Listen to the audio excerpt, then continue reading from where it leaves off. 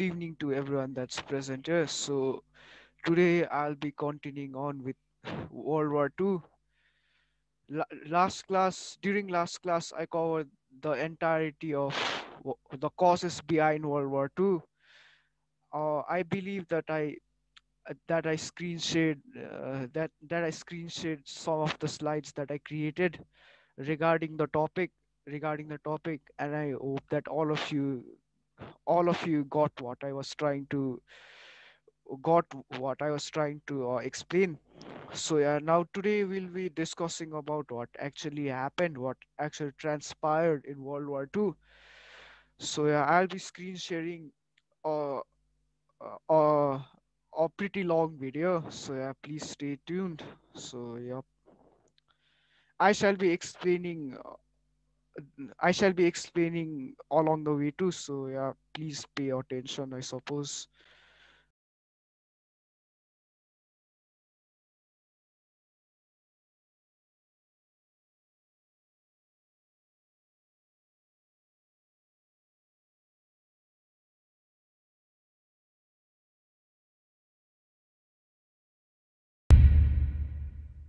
It's 1902. A young man by the name of Benito Mussolini moves from Italy to Switzerland to avoid military service. So yeah, was this Benito Mussolini uh, that the author is talking about here? So yeah, basically he was the Italian equivalent of Adolf Hitler. However, a lot less violent.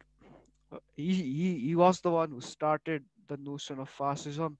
He laid down the rules of fascism, what fascism was all about, and basically Adolf Hitler established his own brand of fascism called National Socialism, which was 10 times more destructive. Destructive. So yeah, He gets big into socialism, working for trade unions, writing for socialist newspapers, advocating a violent overthrow of European monarchies, the whole shebang. This gets him in a bit of trouble with the Swiss police, so he gets arrested, sent back. so yeah, before supposedly discovering fascism, Benito Mussolini was a socialist. He despised the monarchies of that time and he supported socialist revolutions in Italy. However, his perspective would soon change and he would grow to hate socialism. To Italy, set free, returns to Switzerland, is arrested again, goes back to Italy again, completes his military service after previously avoiding it, and then after a brief stint as an elementary school teacher, he finally returns to work as an avid socialist. His speeches and journalistic abilities made him famous among Italian socialists. He was anti-war, so when Italy colonized Libya in 1910, he rioted and got arrested. Then World War I came along, and once again he protested Italy's involvement. But then he thought, wait a minute, this war could bring about the social climate needed to overthrow European monarchies and bring about the socialist revolution everywhere. And suddenly he was pro-war. But his fellow socialists didn't like his new pro-war stance, so they kicked him out of the party. So then he said, At the time, many socialists dislike war. However, because they feared correctly that the main victims of the war would be the working class, and they were right in that notion. However, Mussolini had his reasons for supporting World War One, and that eventually got him kicked out of the socialist parties, and he would soon grow up to hate socialists. you know what? I'm done with socialism. We need something new, not based on class divisions tearing us apart, but based on unity through nationality. We'll conquer the Mediterranean and reunite all Italian peoples just like the days of the Roman Empire. I'll call it fascismo, and it will guide the Italian nation to greatness. That's all well and good, Mr. Mussolini, but what kind of haircut am I giving you? Let's go with bold.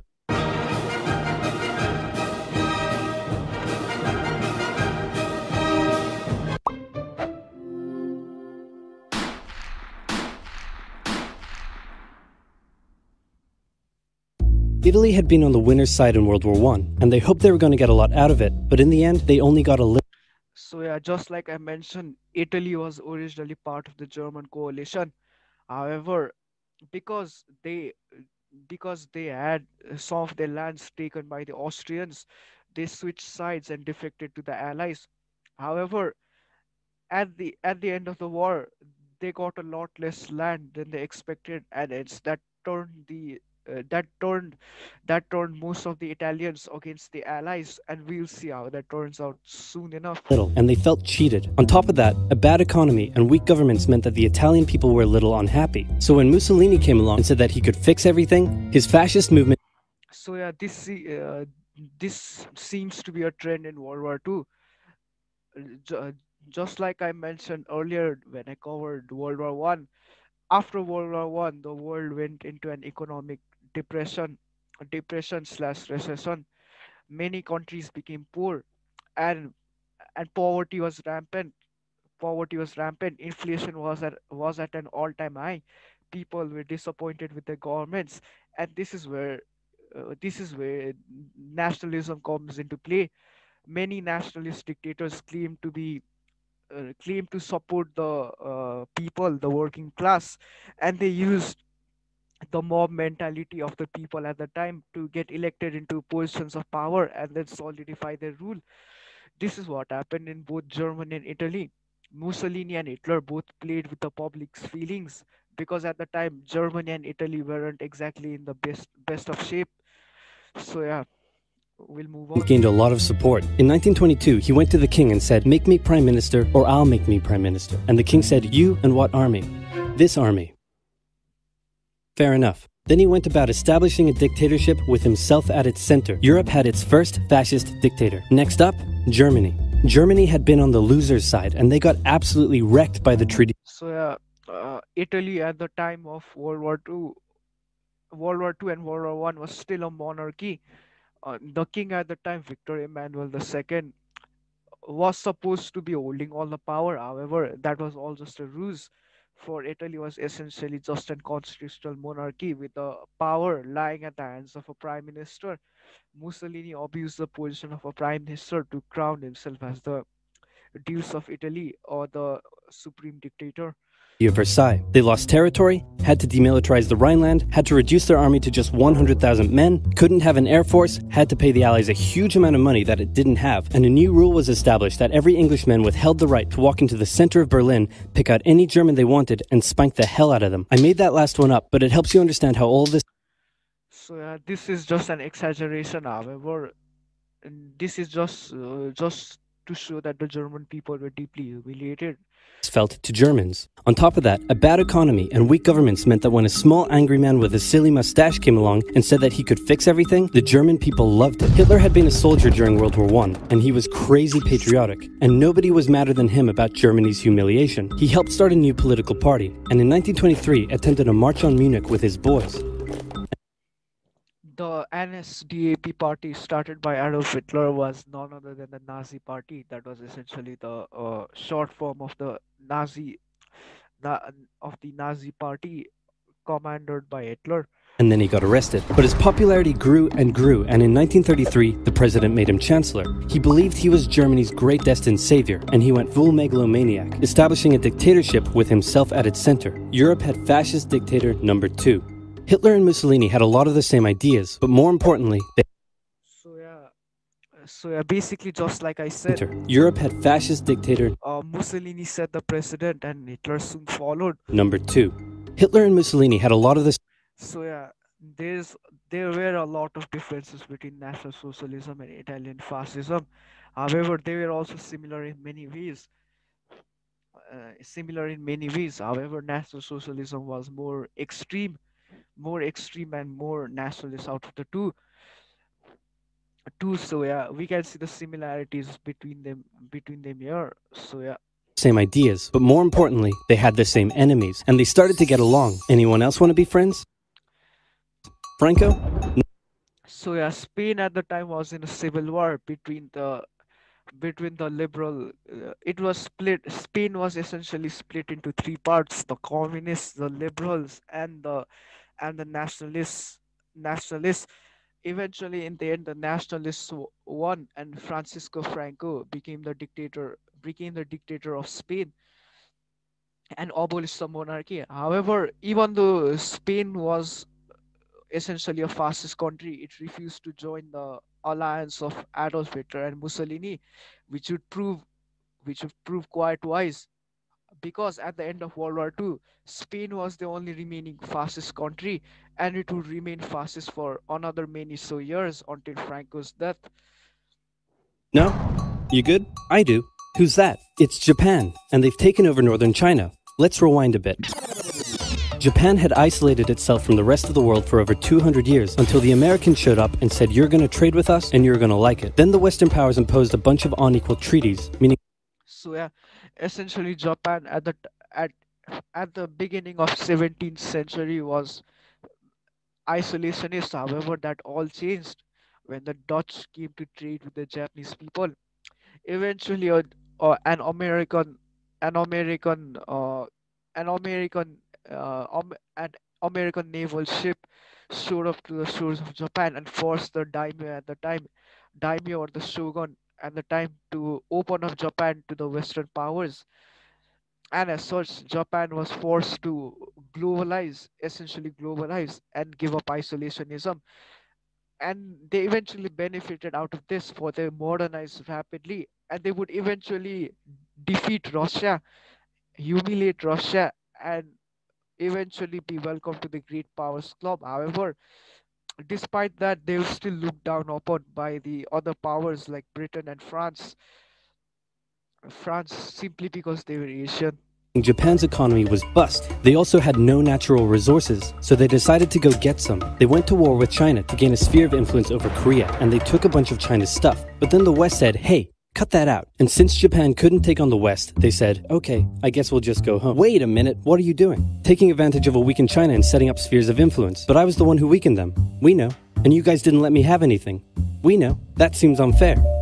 We don't think so. Okay, see ya. So Japan thought, screw this, and went to war with Russia, and stunned everyone by actually winning. Then Just like I said, no one would believe that Japan would win in a war with Russia. However, Japan surprisingly won against Russia, which proved to the world that Japan had successfully managed to modernize, and that the Russians were far too incompetent to manage their holdings. And we can see how that turned out for Russia later on during the Russian Revolution. they fully annexed Korea, but they didn't stop there. In World War I, they took Germany's colonies and islands in Asia. And then in an incident that was maybe staged by the Japanese army, a bomb blew up a Japanese train in Manchuria, giving them an excuse to launch an invasion and take over. So here's the situation. Nazi Germany, Fascist Italy, and Japan all believe they're racially superior, all feel hostility towards the Allies, and all want to militarize and take over more stuff. And so they did. Let's start with Germany. Hitler hated the Treaty of Versailles, and now he was ready to begin undoing it. In complete violation of the treaty, the first Luftwaffe squadrons were set up, conscription was introduced, and he pimped up his army. The Allies did nothing. Then Hitler sent his army back into the demilitarized Rhineland. The reason for Allies not doing anything was because France was too busy building itself up after World War One. Hence, it did not see that as much of a concern. Meanwhile, Britain at the time, the British Prime Minister at the time, Lord Chamberlain, thought that he could make peace with Nazi Germany. Like, he didn't take Nazi Germany seriously, and Chamberlain held the view that giving few pieces of land to Germany would pacify them. However, he was quite wrong, and his ignorance would soon lead to World War II. Giving orders to immediately retreat if the Allies showed up. The Allies did nothing. With his military re-strengthened, he could now move on to step 2. He wanted to rapidly increase the Aryan population, and to do so, he needed Lebensraum. Or in other words, he would have. So basically, as we know what Hitler believed in, he wished for Germany to expand at the cost of other countries nearby, Poland and Czechoslovakia. To take over the world, but for now, a good portion of Europe would do, and he began eyeing up his neighbors. The Allies finally. Any questions? Shubham? What's like? Can you elaborate on that term we use, like Lebensraum or something? Just like I mentioned, Hitler held the view that Germany needed to expand rapidly in order to accommodate the Aryan Germans, or the so-called superior race. Lebensraum was originally meant for Germany to expand into other countries and expel the native residents of those countries to make room for Aryan Germans. Like in World War II, Hitler invaded Poland. It was all because of the Lebensraum plans. So we'll see what actually happens. Finally started to get worried, so they implemented a fairly useless diplomatic strategy called appeasement, and it went a little something like this. Hitler would say, "I want that thing," and the Allies would say, "You can't have that thing." "Okay, you can have that thing, but no more." I want that thing. So just like I said, this is supposed to be the British Prime Minister Lord Chamberlain. He his appeasement policy brutally failed, and he was soon replaced by a more competent Prime Minister, Winston Churchill. So yeah, Chamberlain's incompetence led to the annexation of Austria and Czechoslovakia by the Nazi Germany. And repeat. In 1938, Hitler's army marched into Austria and just took it, with no resistance. Boom, this is Germany now. Next, he demanded to be given the Sudetenland, an area of Czechoslovakia with many ethnic Germans. The Allies held a meeting with Hitler in Munich and said, "Look, we're going to give you what." Hang on, this meeting is about my territory. Shouldn't I come to the meeting too? Anyway, we're going to give you what you want. Really? Yeah. Just like that? Yep. What's the catch? Just sign this piece of paper promising you won't invade the rest of Czechoslovakia. Okay. Then Chamberlain returned home victorious, waving his signed piece of paper in the air, declaring crisis to be averted and the continuation of world peace. And we built a statue of Chamberlain in his honor, and every day on the 30th of September we celebrate Chamberlain Day. Hitler's invading the rest of Czechoslovakia. What? He's invading the rest of Czechoslovakia. Oh. Just like I You said, lied to both the British and French authorities at the time were severely incompetent. They severely underestimated what Nazi Germany could do, and we can see how that turned out. me. What do you expect? I'm Hitler. Not to be outdone, Mussolini also wanted to get in on the action. He thought to himself, isn't there a not yet colonized nation somewhere which is so underdeveloped that the people would be defending themselves against our tanks with literal bows and arrows and wooden spears? Oh, there is? Fantastic. And so he took it. Italy also So Abyssinia at the time was essentially the old country of Ethiopia. Ethiopia was the only African country which remained uncolonized throughout throughout all the colonization years. However, oversimplified here has made a mistake regarding that. He shows all of Ethiopia to be annexed by the Italians. However, that was not the case, as there was severe resistance to the Italian invasion, and the Italians only controlled half of the country, and hence Ethiopia remained uncolonized. And also, the Italians severely underestimated the Ethiopians, believing them to be primitive. However, contrary, Ethiopians had already started to modernize. During the first Italian invasion of Ethiopia, which was around the same time as the unification of the Italian peninsula, around 1870, uh, Italy was defeated in a war by Ethiopia, which made them the laughing stock of Europe, because everyone at the time believed that Ethiopia was primitive. However, that was not the case. They actually had modern arms and ammunition, and were fairly modernized. So yeah. wanted to control the entrance to the Adriatic Sea, so they occupied Albania. Then, in another incident which was maybe staged by the Japanese, gunfire was exchanged by Japanese and Chinese troops at the Marco Polo Bridge, and the Japanese launched yet another invasion against China. They swept through Beijing and Shanghai, and then advanced through the Yangtze Valley to China's then capital, Nanking. It was So yeah, the Japanese set up uh, a puppet government in Manchuria called the Manchukuo Republic, which was led by the former Chinese Emperor. So yeah, we can see that both all of the countries in this triple alliance, Nazi Germany, fascist Italy, and Imperial Japan, wish to expand more into the neighboring countries or any other countries, just to make room for the native population. here that saw the worst of Japan's shocking atrocities committed against the Chinese people. Back in So yeah, there's a misconception in World War II that Nazi Germany and fascist Italy carried out most of the war crimes. However, that was not the case. Imperial Japan committed war crimes war crimes to an horrible extent. Their actions cannot be excused under any circumstances. Millions of Chinese and other people perished under their occupation. Many people remember the Holocaust, however, they forget the rape of Nanking and other horrible atrocities. So yeah, In Europe, Germany and Italy made their relationship status official by signing the Pact of Steel. Then, Hitler turned his eyes towards Poland and the hated Polish corridor, splitting Germany in two. At this point, the Allies really had to put their foot down, and they warned him that an invasion of Poland would mean war. Hitler had planned to continue his advance eastward, but he didn't want to end up fighting a war on two fronts. So for now, he made an alliance with Stalin, saying, "How about we both invade Poland and split it between the two of us?" Joseph Stalin at the time was the premier of the Union of Soviet Socialist Republics. Just like I said, after the end of Russian Revolution, the Russian Empire was replaced by the Soviet Union. And I definitely won't not refrain from not betraying you sometime in the future. Sounds good. This new alliance stunned the West. On the 1st of September 1939, German troops entered Poland, and Britain and France declared war on Germany. The Poles fought hard, but they were no match for the two giants crashing down on them from either side. Then came a period known as the Phony War, where everyone just sort of sat around not doing much.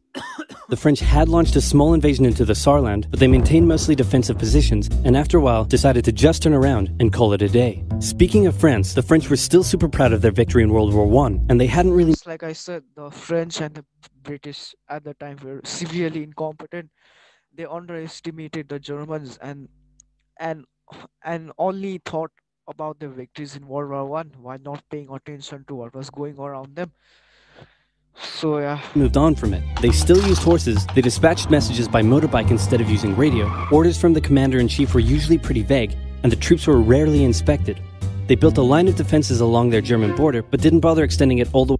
so yeah, so yeah. France did not learn from the World War One mistakes. They still didn't modernize the military, while Germany rapidly pioneered military innovation. The French, meanwhile, were content with the state of their ancient military. Just like oversimplified mention, the French military still used horses. Horses at the times where motorized infantry was becoming more common, motorized infantry and cavalry. So yeah, the French were incompetent, and that would eventually result in half of France being captured by Germany and Paris being capitulated to Nazi Way Germany. to the Channel, and they wouldn't launch artillery strikes against Germany out of fear of being retaliated against. In a war, they didn't want to attack the enemy. And at first the UK wasn't much better. Chamberlain still naively hoped that the war could be ended diplomatically. Instead of bombing raids, the RAF dropped propaganda leaflets over German cities, which one air marshal said likely did nothing but provide the continent with toilet paper for the duration of the war. They also only sent 200,000 men to France, while the French had mobilized millions. Both Britain and France wanted to avoid a repeat of the First World War, and so they wanted to keep the war as far from home as possible. So they turned their eyes north, towards Norway. Neutral Sweden was exporting iron ore to Germany through neutral Norway, so the Allies asked them if they could please stop exporting iron ore to Germany, but this request was refused. Then, the Soviet Union attacked Finland, so the Allies said, "How about we land troops in Norway and move them across Sweden to go help out your good pal Finland, and along the way maybe take control of all your arm fields?" But Norway and Sweden still said no. So the UK mined the waters around Norway to force any transport ships into international waters, and they also attacked a German tanker they found in the area. Hitler realized what the Allies were up to, and he quickly moved to secure his supply of iron ore. He launched an invasion through Denmark into Norway. The Allies rushed to land troops at key ports along the coast, but Germany had taken control of Norway's airfield, and their air superiority decided the fight. The Allies had to retreat. After this slightly embarrassing failure, Chamberlain resigned, and was replaced with Winston Churchill, who had a slight... So yeah, Chamberlain, as you can see, was severely incompetent in the diplomatic field. You hope that uh, the fighting would stop via means of diplomacy. However, he soon resigned after his humiliating humiliating handling of the current situation, and was replaced by a more capable man, Winston Churchill, who would turn the tide of World War II. different approach to dealing with the Germans. Hitler's overall strategy was similar to Germany's First World War strategy. Attack France, defeat France, knocking out the UK in the process, then turn on the Soviet Union and win the war. During the Phony War, the Allies had given Hitler time to prepare his forces. Now, he was ready to attack. The Allies had wanted to place troops in Belgium, but Belgium had refused, and in a move that surprised pretty much no one, Hitler launched an invasion to get around France's defenses. Just like I said, even Belgium didn't learn anything from World War One, and France too didn't learn anything from World War One. They ignored pretty much the areas of Netherlands and Belgium through which the German could decisively flank the French. And so yeah, The Allies charged into Belgium at full speed to meet the German invasion head on, and it looked like a repeat of the First World War was coming. But this time, Hitler had a trick up his sleeve. Blitzkrieg. As the Germans advanced, they sent thousands of refugees westward, slowing down the Allies. Then, to the south, the French had left the Ardennes, an area full of hills and forests, pretty underdefended because they thought it was naturally impenetrable. Well, the Germans were about to penetrate it with everything they had. They smashed 50 Wehrmacht divisions through and encircled the Allied armies at lightning speed. The best of the Allied forces were now trapped. The Germans squeezed in from all sides, taking out France's best armies and nearly wiping out the British too. But they managed to make a desperate last-minute escape at Dunkirk, with British civilian ships even making the perilous journey to bring their young men so home. With most of the French forces the situation at Dunkirk forced majority of the British people and French people alongside the governments to understand the gravity of situation. Had it not been for what happened at Dunkirk, they would probably have not taken this wars very seriously, and that would have resulted in a German victory. depleted, the Germans breezed through, taking Paris, and France fell. What the Germans couldn't do in World War I, Hitler had done just like that. Hitler hoped that with the fall of France, the UK would also lose hope and sue for peace. But quite annoyingly, it didn't, and he needed to secure the Western Front, so he tried to force them into submission with mind games. The UK were now all alone, and Hitler wanted to emphasize that. First of all, just before France fell, Italy finally declared war on the Allies, making the UK's situation even worse. Next, instead of just occupying all of France, Hitler occupied the coastal areas for defense, but allowed France to continue its existence as a German puppet state. This way, it looked like the UK's old ally had decided to switch sides. Hitler also hoped that the UK wouldn't attack any of her old So yeah, so yeah, France was reduced to a puppet state of the Germans known as Vichy France. The namesake comes from the place where the treaty between the Nazi Germans and the French was signed, which resulted in a humiliating capitulation of France. Allies' navy bases or colonies in Africa, giving Hitler an extra line of defense to the south. But the UK made So yeah, the Nazi Germany took over French colonies in North Africa, which would prove greatly beneficial for the Axis powers. sure to respond to this by sailing down to France's navy base in Algeria and wrecking a bunch of ships. So have at it. Hitler then began laying down plans for an invasion of Great Britain. Before German troops could land on British soil, he would first need air and naval superiority across the Channel. Waves of German bombers came, while the completely outnumbered RAF worked bravely around the clock in an attempt to quell the German attacks. At first, the Luftwaffe targeted British ports and coastal facilities. Then it attacked RAF bases, crippling the RAF's ability to defend the nation. And it looked like Hitler's Great British invasion was coming. But then, Churchill ordered a small, pretty insignificant bombing raid over Berlin. It didn't do much damage, but Hitler was furious, and he immediately ordered the Luftwaffe to refocus its attacks on civilian targets in London. Children were sent off to the countryside away from their parents to avoid danger, and frequent trips to air raid shelters became a daily occurrence. But British morale held firm. Smiling, knitting, lounging casually, these people have balls of steel. This refocusing on So yeah, the British morale didn't go down. However, they fought on firmly, unlike the French who capitulated. London also gave the RAF breathing space to reorganize, so Hitler kind of shot himself in the foot there. Just a foot for now. Finally, the Luftwaffe sent one massive all-out attack on London, and the RAF successfully repelled it, destroying many of the German aircraft and placing air superiority firmly in British hands. Hitler's invasion had to be postponed, but the bombing of British cities continued for some time. So yeah, that's all for now. So yeah, that's all for now. So any questions? Uh, No, sir. so yeah, we'll be discussing the part two later on when we get the time. When we get the when we get the time. So yeah, for now, this much is all that we can do now. For I fear that our time is running out. Our time is running out. However, I believe I still have about 5 minutes. So yeah, I'll lay down basically whatever we learned from the video. So we learned about how fascism came to be, how the ideology of National Socialism was derived from fascism, and how the Axis powers came to be, how Nazi Germany, Fascist Italy, and Imperial Japan became allied became allied Nazi Germany essentially wanted to escape from the Treaty of Versailles. It wanted to reverse the humiliation it suffered at the end of Allies, and it wanted to expand so that the Aryan, because Hitler believed that the Aryan Germans were superior to their neighbors. Fascist Italy essentially believed in a nationalist policy. Uh, uh, However, it was not racially motivated at start. However, Hitler forced Mussolini to do certain unspeakable acts on the supposed non-Aryan population, and fascist Italy also expanded into Africa and committed many war crimes against the native Africans, most namely the Ethiopians, who were hunted down for the resistance. Imperial Japan too wasn't that timid as most people would like you to believe. They committed numerous atrocities in China against the so-called inferior Chinese,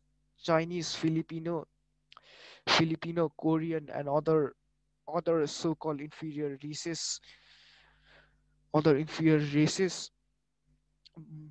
Most name most Mostly Japan wished to have certain natural resources which it lacked and which it could find in the Korean peninsula and the Chinese mainland. So that's all.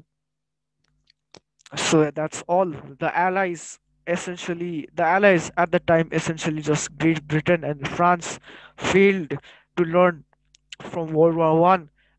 However, eventually the British people held high, and unlike the French, who easily they held high. Even the Polish people who were captured, whose country was captured by Hitler at the beginning, had high resistance. They opposed the German troops constantly, and that would cause Hitler to inflict a harsh punishment on the native Slavic population of Poland. Even the French had some ounce of resistance. However, most of the country obeyed the orders of Hitler. So, yeah. Next class we'll be talking about the role of Churchill in turning the tide of the war, and how the United States of America and Soviet Union eventually joined in.